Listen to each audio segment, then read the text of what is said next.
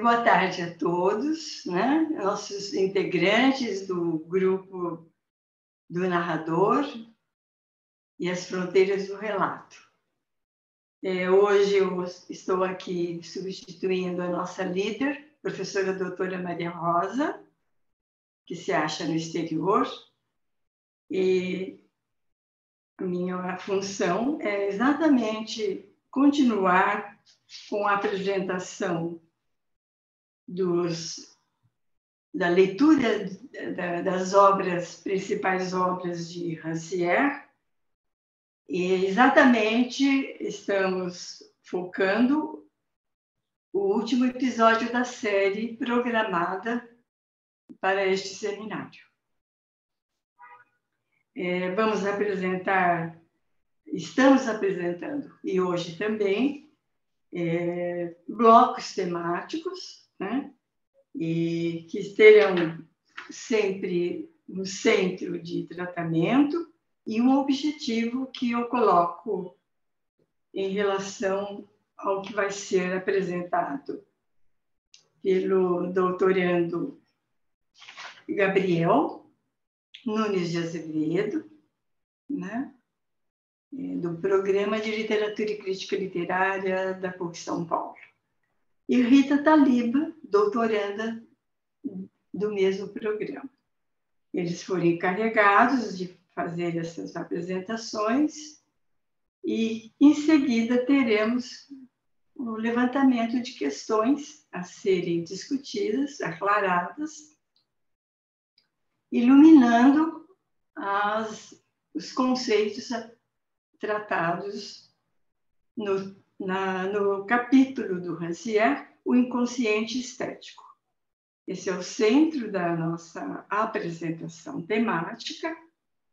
É muito interessante no meu apreço, porque faz o cotejo da teoria freudiana do inconsciente com a estética, né? Exatamente, para nós, no programa, o que mais interessa é ver o papel da estética, né? Ante essa interpretação nas obras de arte ou obras plásticas, né? Então, arte, literatura e psicanálise são os contextos que serão tocados, né? Com um objetivo, que eu traduzo assim: por que a interpretação desses textos e obras ocupam um lugar estratégico na demonstração desses conceitos e das formas de arte, né? E, ao mesmo tempo, questionam essa ancoragem da teoria freudiana na configuração dessas obras. Então, é um problema sério, um problema assim, importante, a meu ver, né? Que, por Rancière, torna-se uma relação de não pensamento versus pensamento. Então, esse é o núcleo da nossa apresentação hoje, que eu espero que os nossos mestrandos e doutorandos, diríamos assim, né, estejam tratando e nos oferecendo uma temática que possamos correlacionar com o discurso narrativo e o discurso artístico, né? Então, está aí colocada a nossa tarefa do dia, que eu deixo a palavra primeiramente, Gabriel, né? A palavra é sua, Gabriel. Antes disso, eu só queria agradecer a presença do professor Helder em nossa companhia hoje, né? Que a quem já temos um grande apreço, professor. Muito obrigada. Gabriel.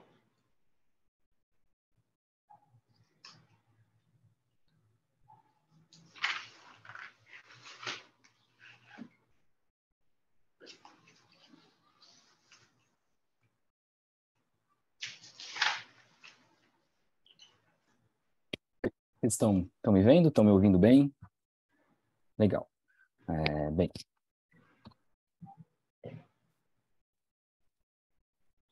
Bom, a tese do Jacques Rancière, no inconsciente estético, pode ser resumida a uma ideia de que existe um inconsciente que se estabelece no domínio das artes. Segundo Rancière, a teoria do inconsciente freudiano, ela se ancorou numa configuração já existente do pensamento inconsciente. Para ele, existe no campo das artes uma modalidade inconsciente do pensamento, de modo que o terreno das obras de arte e, sobretudo, da literatura, que são os grandes exemplos que o Freud traz nos seus estudos estéticos, eles trabalham uma modalidade inconsciente do pensamento. O Rancière vai até colocar, né, que o terreno das obras de arte e da literatura se define como o âmbito de efetivação privilegiada desse inconsciente.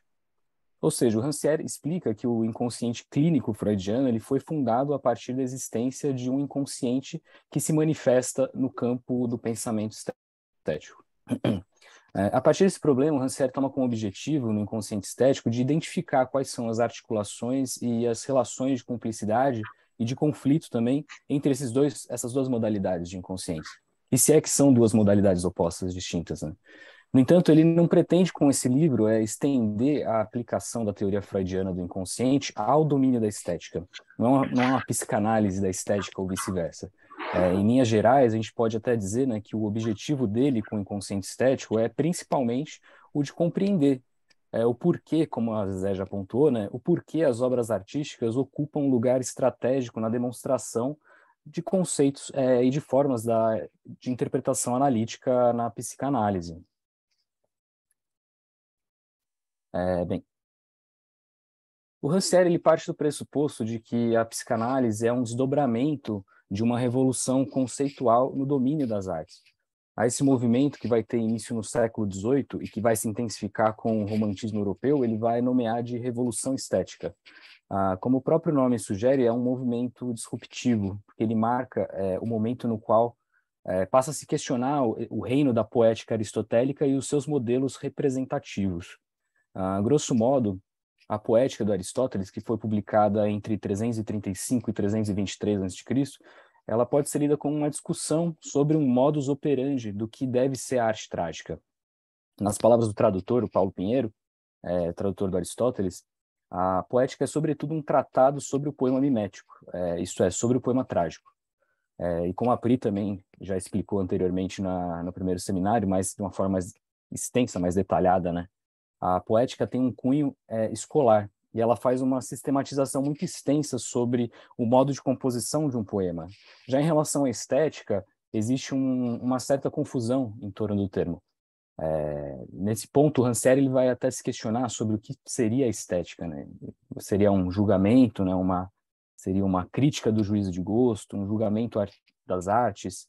Trata-se de um conhecimento um tanto quanto confuso, né? O Rancière ele faz, portanto, uma breve, bem breve genealogia do termo. Como ele vai explicar, a utilização da palavra estética, né, para designar o pensamento da arte é algo relativamente recente, né? De modo geral, a sua origem está associada justamente à obra estética, né, do Baumgarten, publicada em 1750, e também à Crítica da Faculdade de Julgar, né, que é publicada 40 anos mais tarde por Kant. No entanto, o Rancière se distancia dessas interpretações mais cristalizadas da estética, as interpretações também dos estudos estéticos, né, do Hegel, e ele vai colocar que o conceito de estética não é uma ciência, uma disciplina sobre a arte, mas é um modo de pensamento que vai se desenvolver sobre as coisas da arte e que vai procurar dizer no que essas coisas da arte consistem enquanto coisas do pensamento. Na Partilha do Sensível, publicado 4 ou 5 anos, se eu não me engano, após o Inconsciente Estético, Rancière reafirma, né, que a palavra estética não diz respeito a uma teoria da sensibilidade, do gosto ou do prazer dos amadores da arte, como se fosse uma teoria do diletante, né? Por outro lado, ela remete ao modo de ser específico daquilo que pertence à arte e ao modo de ser dos seus objetos, dos objetos da arte. Então, para ele, a revolução estética ela passa a identificar a arte de um ponto de vista singular, desobrigando a arte de regras específicas, né, de hierarquias temáticas, de gêneros, como são propostos na poética do Aristóteles. No meio dessa revolução estética que vai, nas palavras do Rancière, implodir a barreira mimética, né, e abolir todo um conjunto ordenado de relações entre o visível e o dizível, o saber e a ação, a atividade e a passividade, é que vai se estabelecer a psicanálise.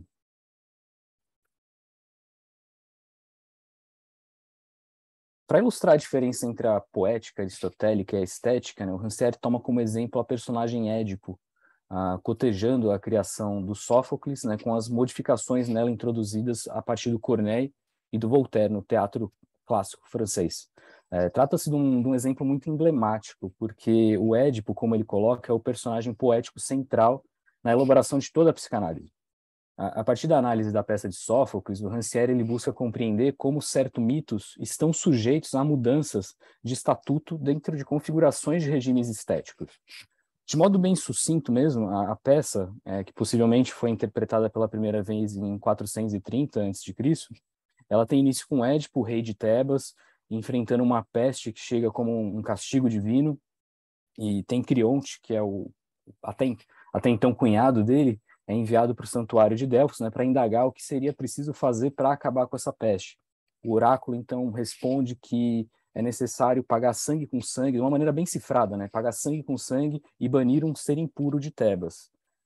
Entra em questão, então, a figura de Laio, que era o rei anterior de Tebas, e que foi assassinado e que precisaria ser vingado, assassinado em condições misteriosas, né?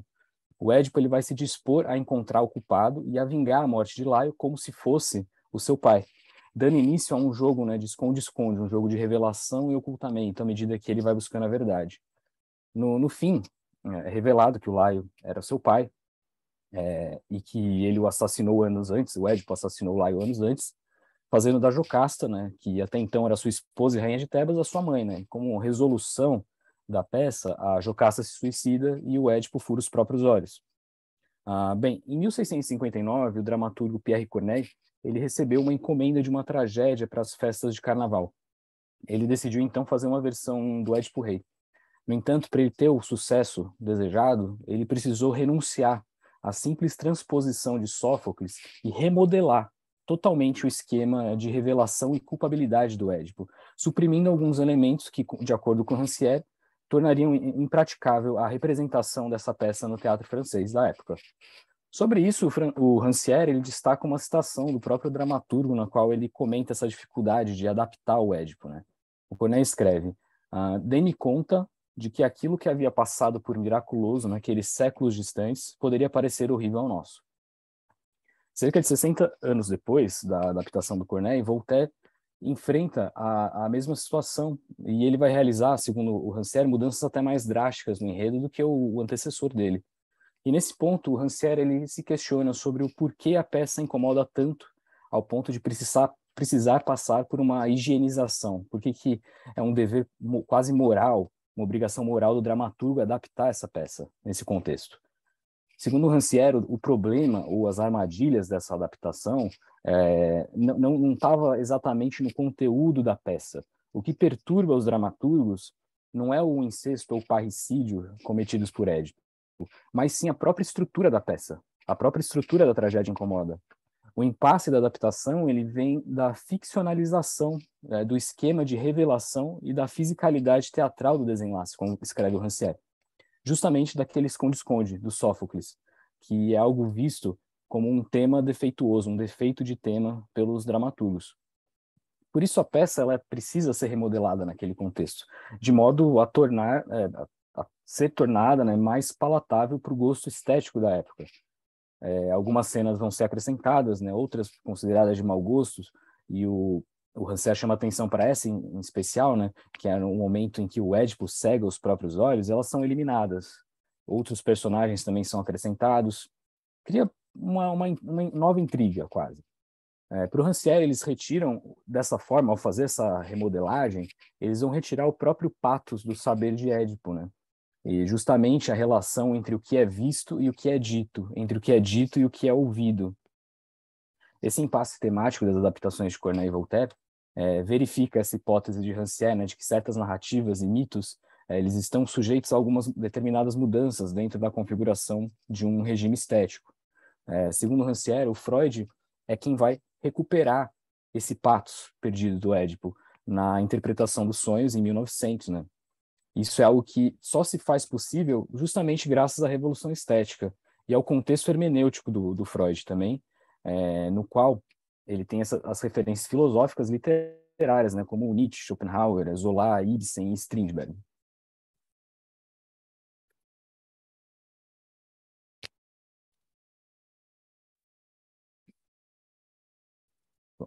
Bom, o Freud, ele cria, então, um novo Édipo e toda uma nova ideia de tragédia. Para o Rancière, o roteiro edipiano, ele coloca em evidência esse movimento disruptivo em relação à poética aristotélica por meio de um jogo de contrários. A reinvenção desse herói de Sófocles vem justamente na esteira dessa revolução estética da qual está falando o Rancière. E de modo que o Édipo freudiano ele passa, então, a se contrapor, né, a esses antecessores dele, indo além da personagem adaptada da tragédia francesa e além da racionalização aristotélica da ação trágica. No caso do Édipo freudiano, o saber ele vai deixar de estar vinculado a uma ação, a uma decisão, a uma atitude. Ele vai criar, portanto, uma equivalência entre o saber e o sofrer, entre o agir e o padecer. A partir do Freud, outro tipo de pensamento sobre o enredo edipiano é proposto. Trata-se de um pensamento voltado para a compreensão dos movimentos internos desse sentir, do viver, e sobretudo da subjetividade da personagem. Esse pensamento que o Freud lança, ele não vai girar em torno somente da ação, mas ele gira em torno, sobretudo, de uma introspecção, que seria responsável pelo sofrimento da personagem. Existe em Édipo uma equivalência trágica entre o saber e o sofrer, né? Então a gente pode dizer ainda que o sofrimento dele é o pathos, é essa experiência do próprio saber. O Édipo ele vai se inserir ao lado de Hamlet e do Fausto numa trilogia dos doentes do saber do Freud, né, da literatura estudada por Freud.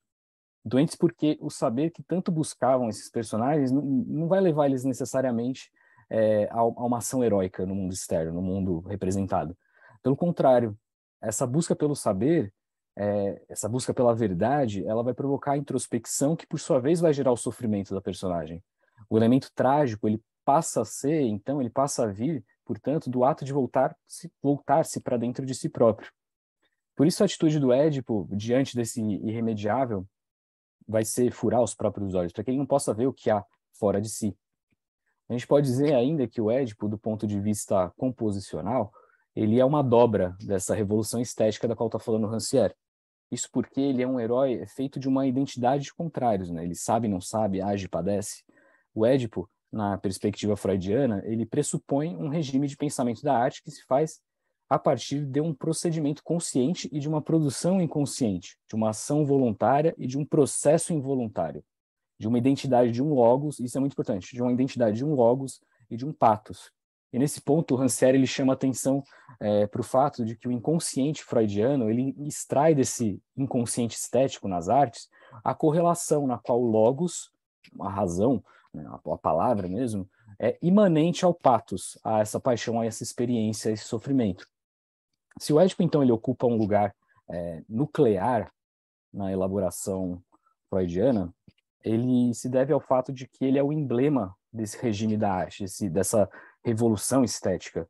Nessa imanência entre pathos e logos, o Édipo, portanto, ele espelha um jogo de oposições que forma todo o regime estético das artes na qual ele está inserido, que o Freud procura, que ele procura demonstrar na escrita, né? Então, essas supostas oposições, elas se complementam na figura do Édipo e vão situar ele, como o Rancière coloca aqui, de um ponto de vista de Nietzscheano, entre o dionisíaco e o apolíneo.